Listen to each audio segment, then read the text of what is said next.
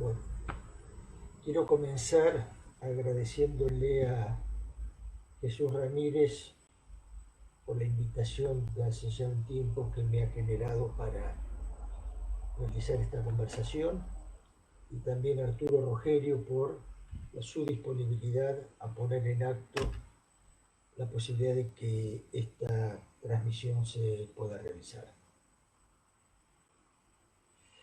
El título, como ustedes saben, es La sexuación en el siglo XXI. Como subtítulo podríamos poner algo así como el psicoanálisis frente a lo que llamamos las nuevas sexualidades. Voy a introducir haciendo algunas referencias. El siglo XXI, época que habitamos, se caracteriza, entre muchas de sus coordenadas, por la vertiginosidad de los cambios que se van produciendo a nivel de la ciencia y a nivel de la técnica. Cambios que traen indudablemente aparejados un número de modificaciones en el lazo social. De tal forma que podemos decir que a 20 años del comienzo del siglo somos observadores y partícipes de un sinnúmero de situaciones sociales y culturales que ponen de manifiesto la necesidad de estar a la altura de la subjetividad de la época para poder transmitir los desafíos que se presentan a partir de los permanentes cambios de paradigmas. Habitamos una época donde se constata un cierto desbarajuste de lo simbólico y el efecto lógico que se manifiesta por un indudable desorden de lo real. Desorden que cuestiona la eficacia que otrora supo tener y tiene donde aún perdura, no solo el nombre del Padre, sino también el privilegio otorgado al mundo simbólico como marco donde se inscribe esa brújula privilegiada que llamamos ley. Aún renunciando a una perspectiva nostálgica del Padre, pienso que como analistas debemos hacer que nuestra práctica, sirva para hacerle la contra a los efectos nefastos del discurso capitalista. Perspectiva que encuentra, a mi entender, un fundamento en la orientación propuesta por Lacan cuando, en su texto Televisión, pronostica que el discurso analítico es la salida del discurso capitalista, siempre y cuando no sea para pocos. Subrayo, no sea para pocos.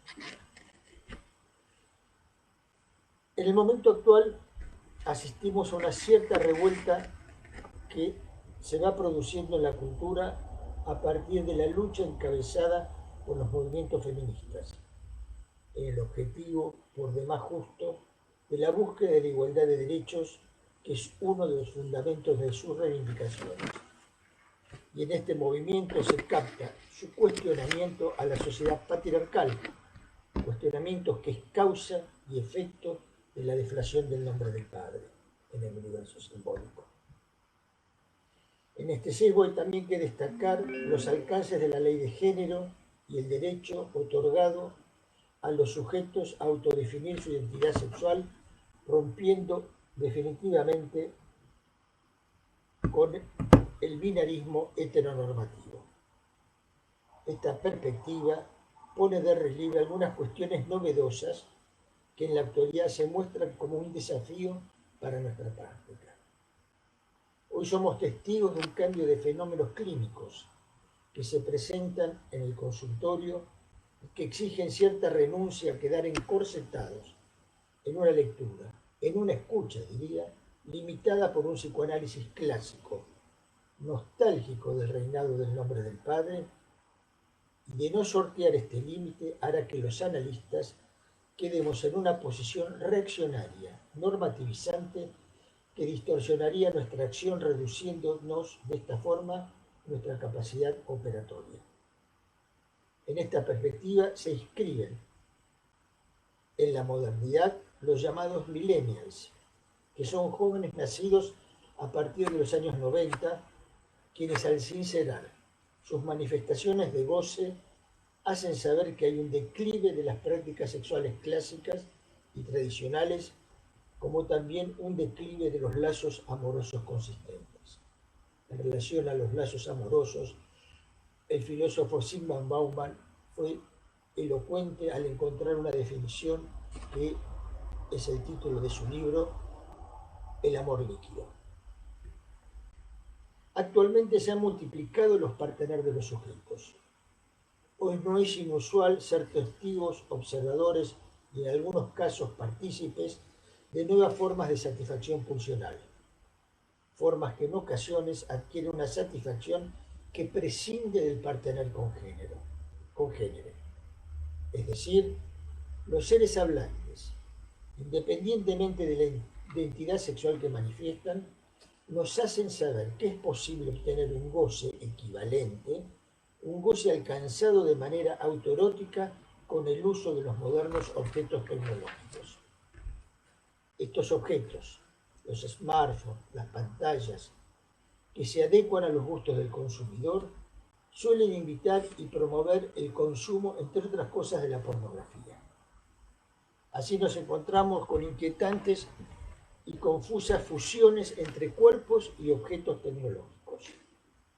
También tenemos los robots emocionales, como se puede ver en la película Her, donde un sujeto desarrolla una relación amorosa con un sistema operativo instalado en su computadora que responde al nombre de Samantha. También encontramos las opciones de las muñecas inflables, a tal punto que fue noticia en la Argentina, al menos, a fines del año pasado, una información que circuló por los diarios de mayor tiraje acerca de una noticia impactante que un físico-culturista ruso que se declaraba que se casaría próximamente con su muñeca de silicona, su sex doll, que ya se llamaba Margot. El extravagante personaje declara seguramente sin rigurcharse que con Margot encontró el amor de su vida. Sin llegar a este extremo cuasi delirante, están los usos amorosos y eróticos que se hacen a partir de las conexiones online, que se constituyen en ensueños eróticos que la imagen digital hace posible. Y como si esto fuera poco, también tenemos el sexting, que se constituye en la amenaza de llevar a la red aspectos de la vida privada. Y como si esto fuera poco, encontramos también la oferta del cibersexo.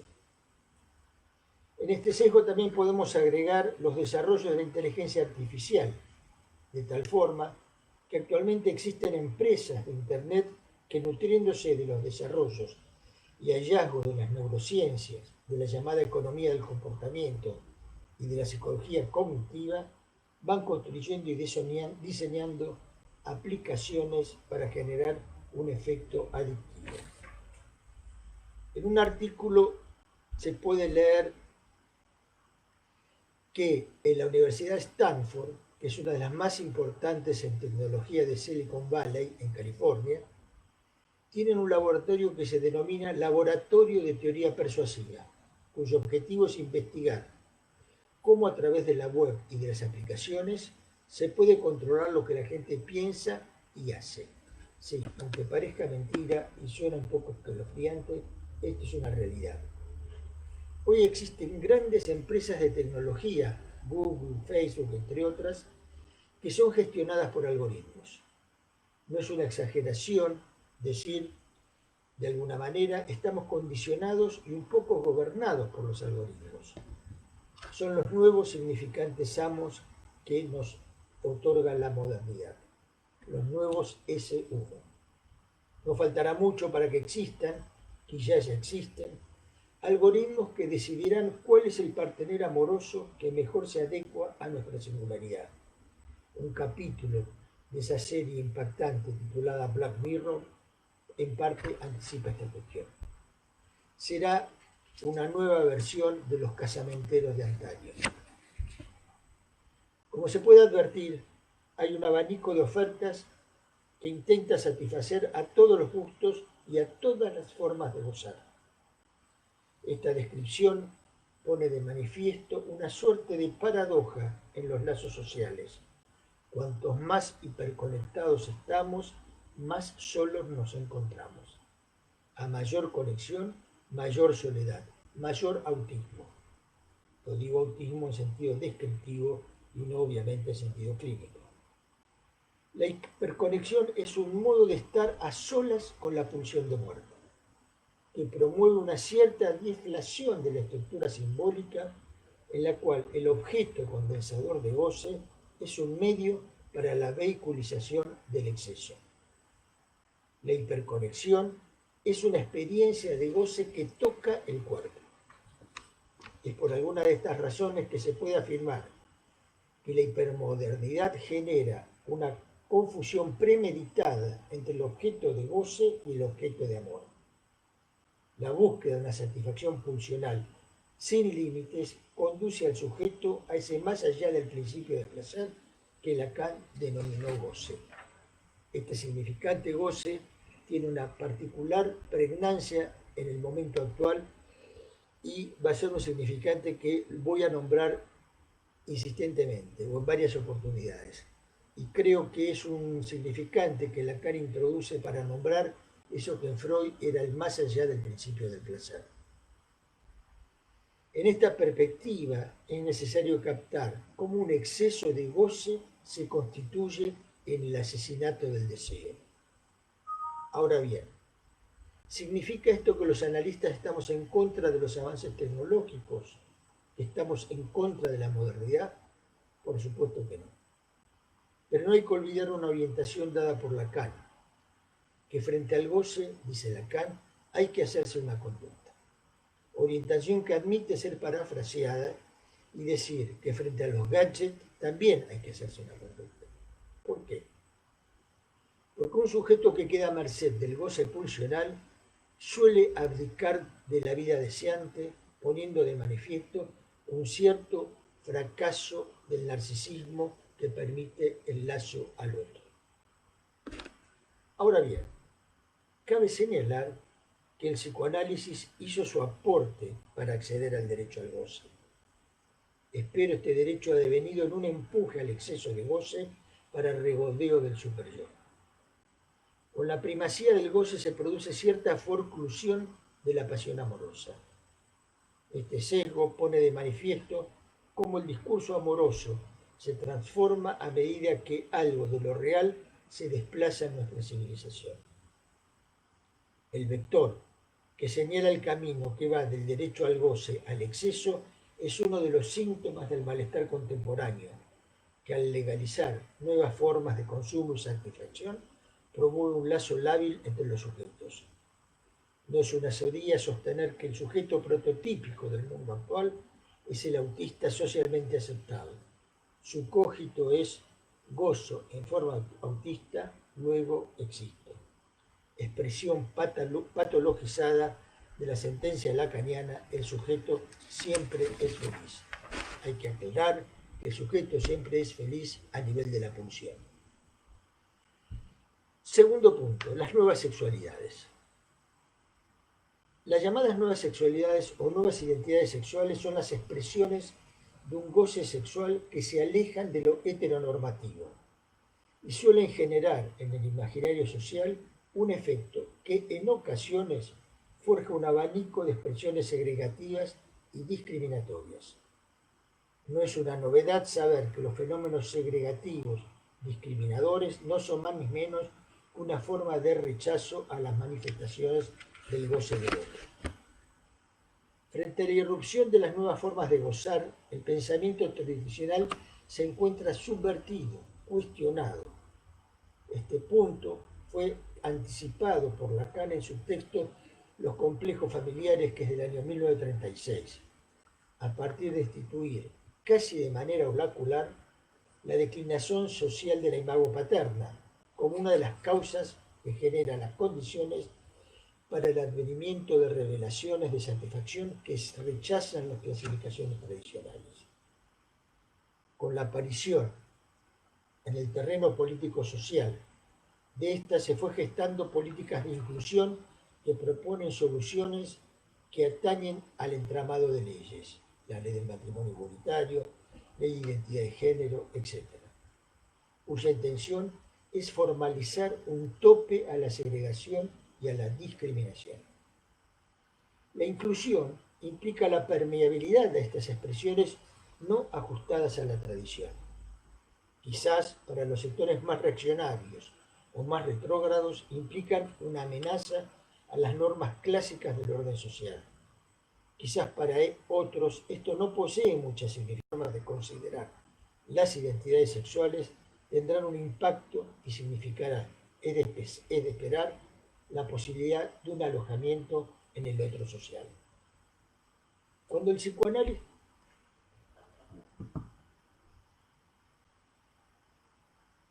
me dicen que hay problemas para reproducir este video.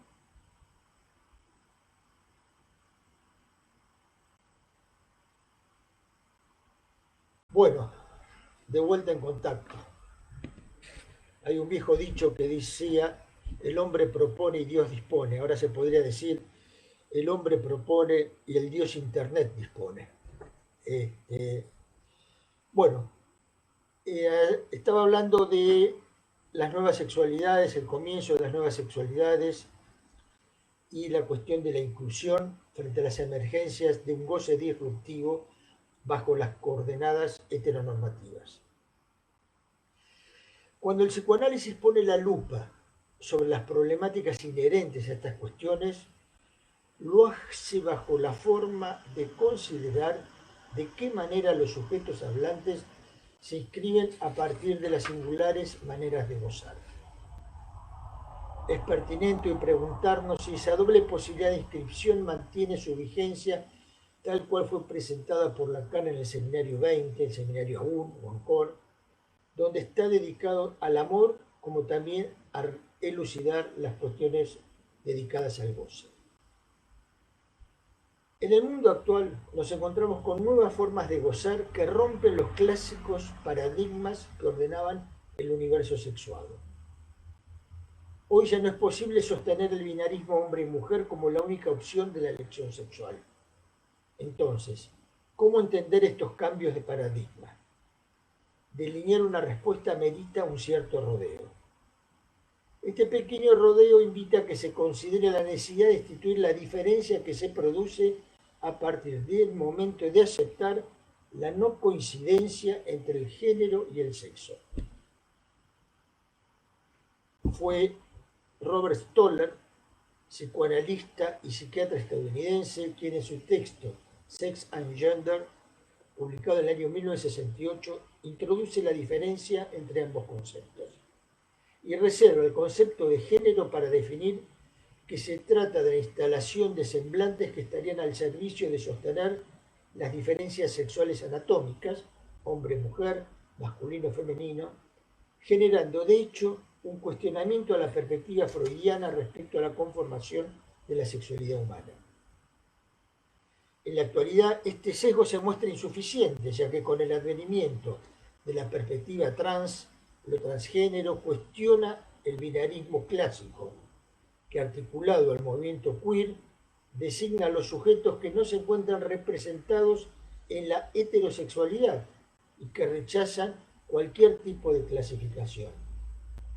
La teoría queer fundamenta sus perspectivas sobre el género y la sexualidad humana, sosteniendo que los géneros, las identidades sexuales y las orientaciones sexuales no están inscritas en la biología humana, sino que son el resultado de una construcción social que varía con cada sociedad.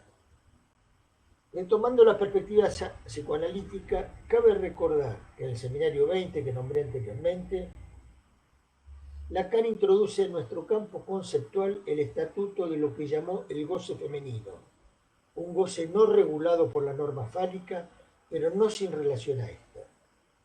Este goce subvierte la clásica divisa freudiana que sentenciaba la anatomía es el destino, de tal forma que en la actualidad los procesos de sexuación articuladas a la cuestión del género se encuentran subsumidos a nuevos paradigmas. Es posible aún hoy sostener que la anatomía condiciona, de eso no hay duda, pero no obliga al sujeto a identificarse con los límites sexuales que su organismo propone. Así, si entre la hembra y el macho hay relación sexual, entre el hombre y la mujer, entendiendo hombre y mujer como posiciones subjetivas y asunción de un goce, sabemos que no la hay. Como entre ellos rige lo que Lacan llamó como el no hay relación sexual. El no hay debe leerse como la inexistencia de una complementariedad entre los sujetos sexuados, que permitiría ilusionarse con un encuentro permanentemente armonioso entre los seres hablantes, seres que se ubican en una u otra opción de las llamadas fórmulas de la sexuación. Es menester resaltar que no hay necesariamente una coincidencia entre la sexuación y la perspectiva del género. Desde nuestra perspectiva hay que subrayar que el proceso de sexuación se articula en la dimensión gozante del cuerpo, que en tanto involucra al falo, al objeto A y a las distintas expresiones de goce, hace que el sujeto hablante se resista a quedar ubicado bajo el binarismo heteronormativo. Dicho de otra forma, en lo que respecta a la sexualidad y a la elección de goce, no hay posibilidad que se resuelva esa alteridad por la vía del significante. La práctica analítica pone de manifiesto los laberintos por los que se transita un sujeto para arribar a la asunción de su identificación sexual, es decir, para consentir a su sexo. Nuestra perspectiva pone en consideración que en lo que respecta al goce sexual, hay una elección que responsabiliza y compromete al sujeto. Dicho de otra forma, la decisión acerca de la elección sexual no es ni el sexo anatómico ni el género, de lo que se trata es de la sexuación. Cuando tratamos de reflexionar sobre las cuestiones sexuales hay que subrayar que nuestra perspectiva prescinde de consideraciones que han tomado un protagonismo importante en la época actual, como son las teorías del género, a las que suscriben, entre otras, Paul Beatriz Preciado y Judith Butler. Una brújula freudiana. Voy a ir abreviando porque por una cuestión de tiempo, digamos, ¿no?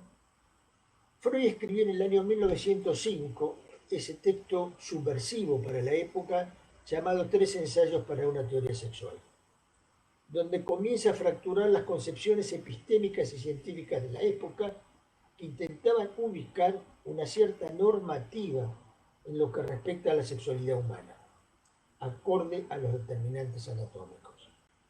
En su primer apartado, que Freud titula Las aberraciones sexuales, ubiquémonos que esto fue escrito en el año 1905, es decir, hace más de un siglo, en la época llamada victoriana. Freud introduce la cuestión de cómo la pulsión debe ser considerada en su aspecto parcial, rompiendo de ese modo con la idea de un objeto sexual predeterminado. Entonces, lo que plantea Freud es que la relación se establece entre la pulsión y un objeto. Esta perspectiva subversiva para su época da cuenta de lo que a la satisfacción pulsional se refiere. El objeto es contingente, no está predeterminado. Es una forma anticipada, podríamos decirle a Freud, de lo que estamos tratando de elucidar acerca de la satisfacción pulsional en relación a un objeto llamado gadget, en este caso que estamos bordeando.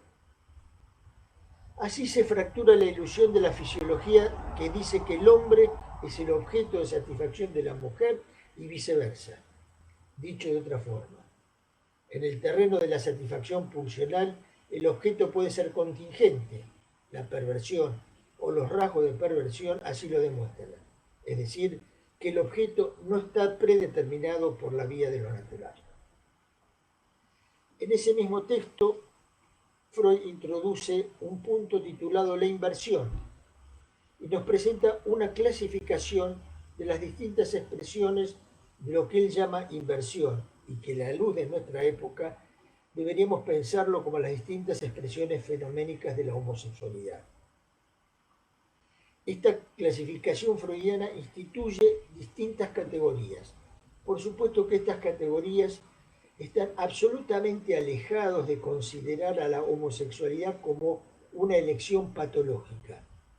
En Freud, hacerle decirle a Freud que, visto desde la lectura de Lacan, obviamente, que la homosexualidad es una patología, es un intento de hacer un Freud absolutamente anestesiado y quitarle el valor subversivo que la teoría freudiana posee. Decía, Freud hace una clasificación donde dice, encontramos los invertidos absolutos, en los cuales el objeto sexual tiene que ser sí o sí del mismo sexo, mientras que los del sexo opuesto no producen ningún estímulo. Después están los invertidos anfígenos, los llama Freud, que su objeto sexual puede pertenecer a un mismo sexo o al sexo opuesto. Serían lo que hoy llamaríamos los bisexuales. Y están lo que Freud llama los invertidos ocasionales, que bajo condiciones muy especiales pueden tomar como objeto sexual a alguien de su mismo sexo. Son aquellos sujetos que bajo determinadas condiciones pueden ser proclives a un acting out que lo lleve a pasar a la realidad de su vida a algún fantasma homosexual que estaba en estado reprimido. Cabe señalar que en la génesis de cualquiera de estas expresiones, Freud pivotea en una cierta nebulosa entre lo innato y lo adquirido. Freud se negaba a considerar la primacía de la determinación biológica. Esta perspectiva freudiana encuentra resonancia en la enseñanza de Lacan al instituir que lo real del encuentro con el goce es del orden de lo no programable, de lo contingente, inscribiéndose así en el campo simbólico de cada quien de manera singular. Es un hecho que nuestra acción analítica debe considerar cómo el sujeto logra tramitar el acontecimiento traumático que determinó su forma de gozar. En este texto señalado de Freud, él nos dice algo que adquiere una relevancia importante a la luz del mundo actual. Dice Freud, la doctrina de la bisexualidad ha sido formulada en su vertiente más cruda por un portavoz de los invertidos masculinos, obviamente hablando seguramente de un paciente de él. Y dice Freud, el paciente dijo, un cerebro femenino en un cuerpo masculino. Sigue Freud diciendo que hoy no conocemos los caracteres de lo que sería un cerebro femenino. Podríamos agregar que tampoco es fácil conocer lo que es un cerebro masculino. Pero bien, pero dice Freud algo más. Sustituir el problema psicológico por el anatómico es tan ocioso como injustificado. El enunciado, estoy en el cuerpo equivocado, se suele escuchar actualmente en los sujetos que transitan su elección de goce por la vía de lo trans, los transvestis o los transexuales. Este enunciado pone de manifiesto la disarmonía entre la sexuación y el género.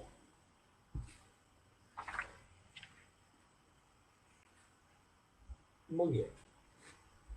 Segundo o tercer punto, una perspectiva lacaniana. La época actual, decía, está señalada por la época de la caída del nombre del padre. Constata cómo la deflación paterna contribuye a la emergencia de los hechos que intentamos despejar. La caída de esta función produjo un desorden en lo real. La dimisión del padre ubica como contrapartida el hecho de que es esperable que el padre cumpla con una misión. ¿Y cuál es esta misión del padre? Que enseñe algo, dice Lacan. Que enseñe y transmita algo de la humanización del deseo. La humanización del deseo es la manera de inscribir al sujeto en el discurso de tal forma que le permita hacer un uso del lenguaje que le posibilite articular el significante y el significado.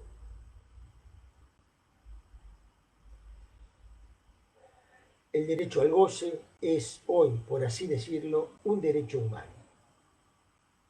En este sesgo es posible articular las ofertas de las tecnociencias para moderar los cuerpos y también el sexo conforme al deseo y el goce de cada uno.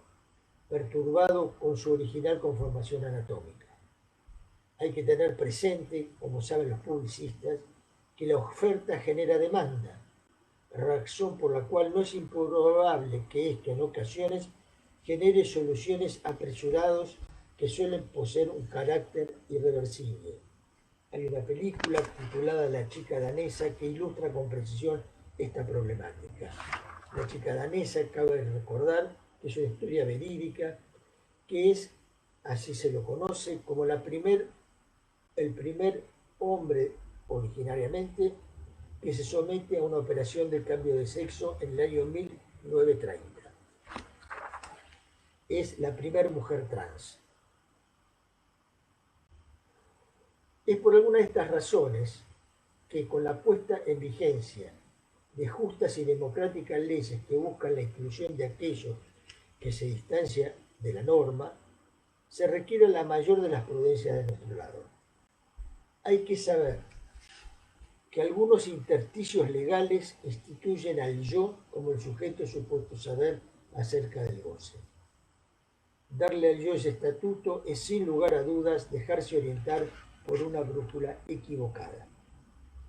Nuestra brújula es otra, incluye el deseo, el síntoma, el fantasma, lo real, etc. Conceptos que tramitados bajo la vía de un análisis permiten aproximarnos a la singularidad de cada uno. Empero cabe recordar que el destino del psicoanálisis no está ligado de manera única a la vitalidad del nombre del padre, heredado de la tradición. Se trata de intentar conjugar el pasado, el acontecimiento traumático, con el relato de la historia, la novela familiar. Esta perspectiva, que se escribe en una lógica, no es la consecuencia de las marcas del patriarcado, ya que la referencia a la significación fálica está determinada por el efecto del lenguaje sobre el hablante. Es bajo esta matriz que se experimenta cómo el lenguaje produce un efecto que es poner un límite al goce de cada quien. El efecto del lenguaje sobre el cuerpo gozante, entre otros, es promover una pérdida que llamamos objeto A.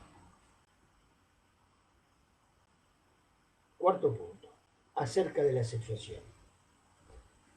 Es indudable que en la actualidad, subvertido el binario heteronórmico, cada uno posee la libertad personal y jurídica que le posibilita elegir el sexo que se adecua a su subjetividad. Esta libertad excede a las ya clásicas certidumbres homosexuales, travestis o transexuales. Hoy las cuestiones del género adquirieron un abanico de alternativas impensables en otras épocas. Como señalé anteriormente, las ofertas de las tecnociencias en sociedad con las prácticas quirúrgicas socavaron el fundamento freudiano acerca de la determinación anatómica relativa al destino sexual. Podemos decir que la anatomía condiciona pero no condena. Hoy más que nunca se constata la insondable decisión del ser. La tradición en este aspecto, como en otros, se ha derrumbado. Actualmente, en consonancia con las posiciones al respecto de las organizaciones que defienden la llamada diversidad de género, dice que hay muchas identidades, pero en realidad son infinitas. Porque son infinitas, seguramente no vamos a poder abarcar a todas porque en materia de identidad cada uno se define como quiere y siente. Este es un gran paso hacia la inclusión. Esta es una pequeña cita de alguna declaración de la Federación FLGBT. La inclusión es un intento de poner tope a la segregación. La inclusión implica la permeabilidad a las manifestaciones de un goce no ajustados a la tradición heteronormativa. Ahora bien, ¿cuál puede ser un fundamento consistente para arrojar alguna luz a las cuestiones de la sexuación? ¿Dónde apoyar nuestra reflexión? En principio, sería largo para desarrollar, excede las posibilidades de esta conferencia, un punto de apoyo al criterio es trabajar acerca de lo que Lacan plantea como las fórmulas de la sexuación. Fórmulas que no hacen coincidir el lugar hombre o el lugar mujer con el sexo anatómico, sino con las particularidades de goce. La sexuación, va a decir Lacan, es el resultado de una elección. Subrayo una y otra vez el significante elección. Si bien es necesario para estar a la altura de la subjetividad de la época, alojar una pregunta incisiva. ¿Qué significa ser un ser sexuado para aquellos sujetos que han decidido no comulgar con las clásicas y tradicionales identidades sexuales? Así como para el psicoanálisis es imposible decir con certeza qué es un hombre o qué es una mujer, ni qué es lo propio de cada una. Esto da cuenta de la hendidura producida en la clasificación estándar en lo que respecta a la identidad de género. En esto nos diferenciamos, como subrayé antes, con pensadoras como Judith Butler o Beatriz Preciado, quienes sostienen que el género remite a la percepción subjetiva y a la consideración social que un sujeto posee acerca de su identidad sexual. Una de las objeciones que hacemos a este modo de pensar es que los defensores del concepto de identidad erigen al yo como el sujeto supuesto saber del goce. Nosotros como psicoanalistas ciertamente nos hacemos solidarios con los derechos adquiridos, pero no comulgamos con que alcanza con decir estoy en el cuerpo equivocado y que esta autopercepción sea suficiente para introducir a un sujeto, incluso empujarlo a una parafernalia quirúrgica. Creo que una decisión de esa índole requiere una prudencia necesaria para que el sujeto que acceda a esa elección, el psicoanalista bien puede acompañar a un sujeto a esa elección, sea una elección como último recurso y no como primer recurso frente a la emergencia de una extrañeza frente a su propia identidad sexual que viene en lugar de su anatomía. Acá me preguntan, ¿no se llama Paul Preciado en vez de Beatriz? En realidad es Beatriz Paul Preciado. Bien.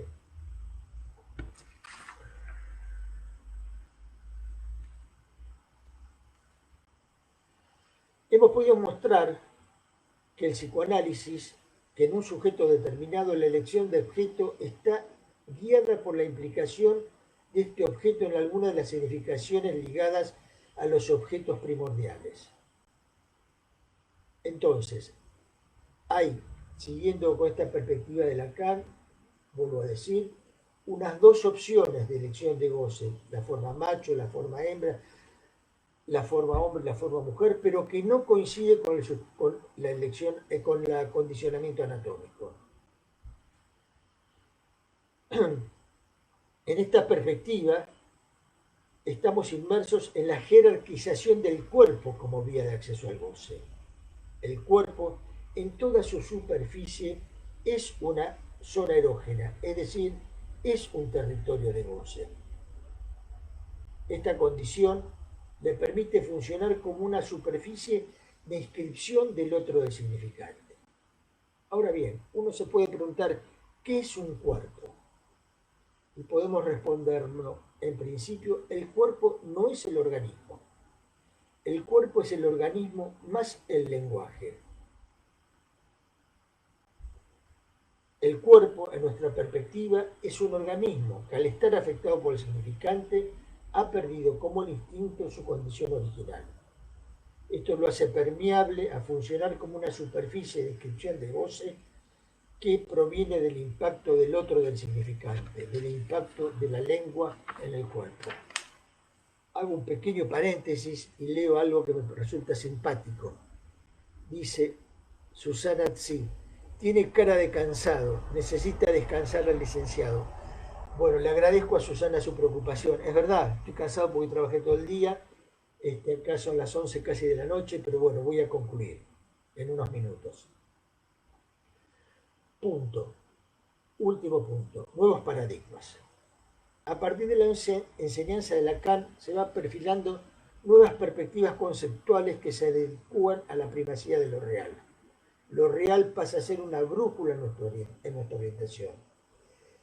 Y este acento está puesto en el hecho de que el hombre, nos enseña Lacan, tiene un cuerpo. El hombre no es un cuerpo. Esta sustitución implica para nosotros un viraje conceptual muy importante que permite articular o adecuar el psicoanálisis bajo las coordenadas del siglo XXI. Entonces, bajo este sesgo, hay que recordar y subrayar que así como la primera época de Lacan se sostiene bajo la égida del no hay relación sexual, esta última perspectiva de la enseñanza de Lacan se inscribe bajo la perspectiva del hay el goce. Las nuevas configuraciones sexuales y su proliferación suelen ser expresiones de este nuevo orden simbólico. Entonces,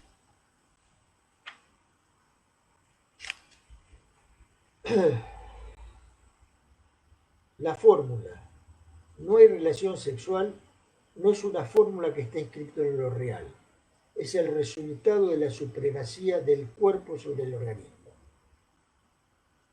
¿Dónde estaría escrito el hay relación sexual? Sin lugar a dudas, en el reino animal, en tanto no afectado por el lenguaje. Dicho de otra forma, donde el organismo está afectado por el lenguaje, hace que el organismo sea un cuerpo. Y a partir de que el organismo es un cuerpo, se separa de la posibilidad de una armonía entre los sexos. Y es ahí donde se inscribe el no hay relación sexual. Y ese no hay relación sexual es el que da lugar a la primacía de hay el goce. No hay relación sexual, pero hay el goce. Y el goce no implica la relación al otro semejante, sino como traté de explicar al comienzo de la conferencia y tomando la cuestión de Freud, la cuestión del goce es la articulación de una pulsión con el objeto. Entonces, esta perspectiva permite sostener que el psicoanálisis no pretende constituirse como una teoría de la contingencia. Sería ilógico proponerse esa forma, sino que se propone acompañar al sujeto al encuentro de los recursos con los que cuenta para poder dar una respuesta contingente a la contingencia. Este camino implica poder prescindir del saber que viene del otro, fundamento de la repetición, para dar lugar al invento, a la creación e ir en búsqueda de una solución que siempre es singular. Bien. Dado que son las 11 menos 10, voy a ir concluyendo. Tendría más cosas para decir, pero me parece un poco redundante, un poco excesivo. A partir de la última enseñanza de Lacan, es posible sostener que en lo que respecta a la cuestión sexual, hay un unarismo de uno, que posibilita salir del encierro del binario sexual tradicional, no sin seguir sosteniendo que del lado hombre sigue vigente lo que Lacan llamó el obstáculo fálico. Los hombres, cito a Eric Laurent, no tienen la experiencia del sexo, sino la experiencia del órgano. En cambio, en la mujer se presenta una deslocalización del goce. Esto ya lo anticipó Tiresias. Se puede leer en el mito de Tiresias, que está muy bien desarrollado en la Metamorfosis de Ovidio, que Tiresias dice que la mujer goza 7 veces más que el hombre. Es una forma de ubicar algo de lo no, digamos, lo no localizable del goce femenino y que permite el goce femenino ubicar el goce a la luz del cuerpo. Acá me avisan desde Yoica que está por concluir. voy a concluir. Las nuevas identidades fracturan el imaginario de la tradición.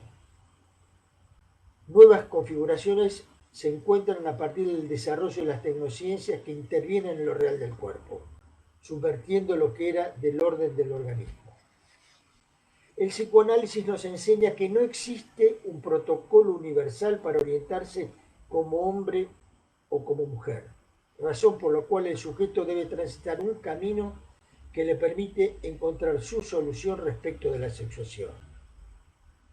Situación que va más allá de la conformación de cualquier supuesta identidad sexual. El camino a transitar lleva a un sujeto aún más allá de los ideales del sexo atribuido, más allá de las certezas asignadas. Sea como fuere, se trata de ir más allá de lo que nos determina, preservando así al lugar de lo inesperado. Para concluir, voy a evocar una frase de Samuel Beckett. Samuel Beckett ha escrito: todos los caminos son equivocados. Se trata de encontrar el camino equivocado que más le conviene a cada uno. Bueno, muchas gracias. No hay ninguna pregunta, hay comentarios elogiosos. Agradezco las palabras de todos los colegas que me envían una nota. Así que en lo que a mí respecta, daría por concluida acá la transmisión y la conferencia. Nuevamente agradezco la presencia de todos ustedes y nuevamente le agradezco a Jesús Ramírez y a Arturo Rogerio por esta posibilidad que me dieron.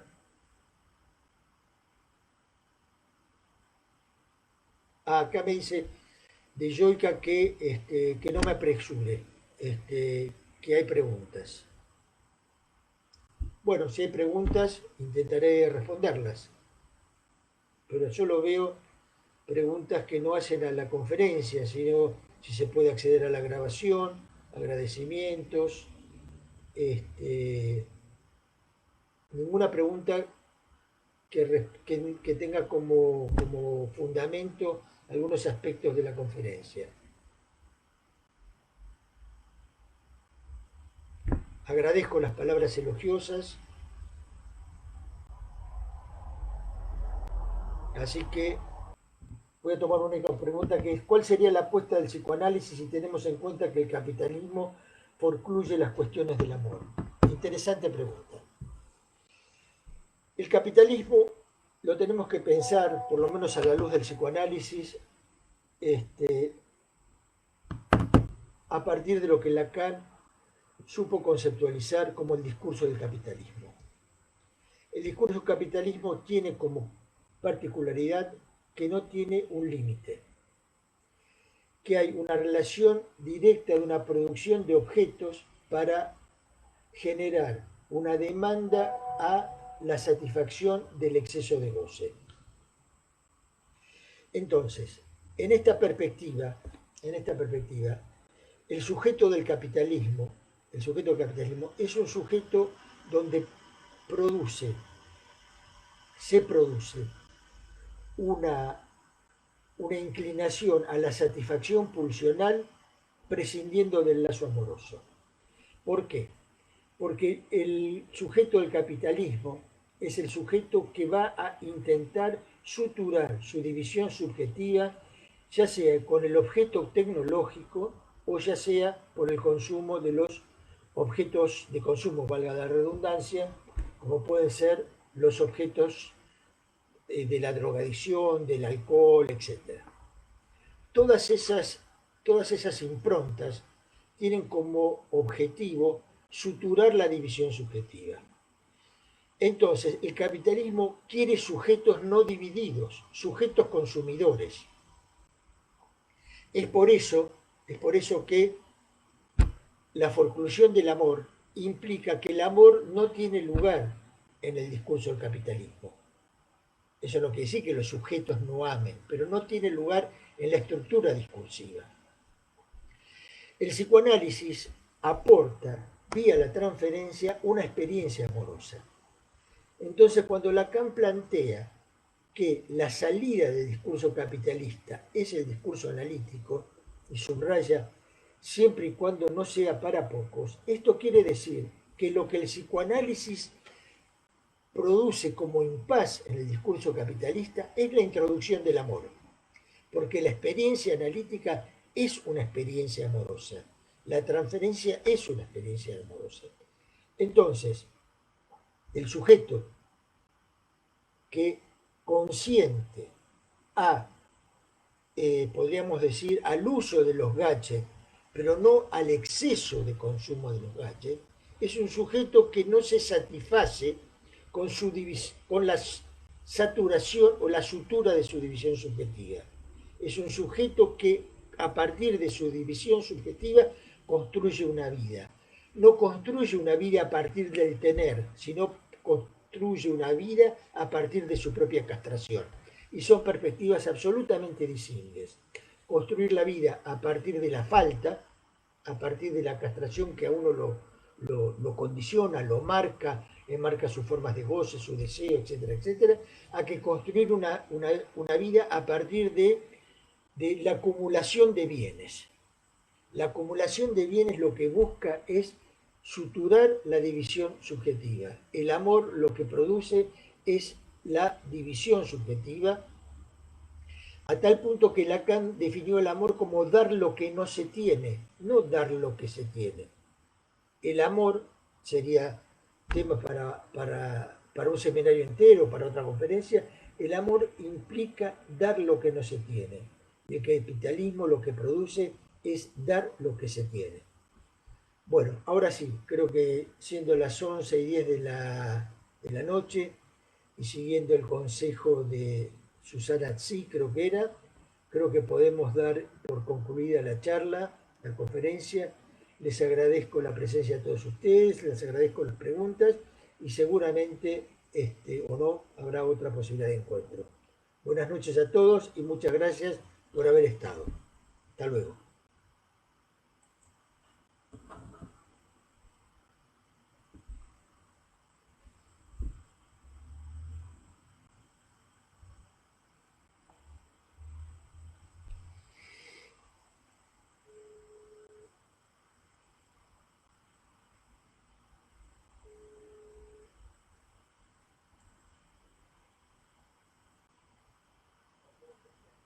¿Terminó bien o terminó muy abrupto? Hola, hola, ¿me escuchas?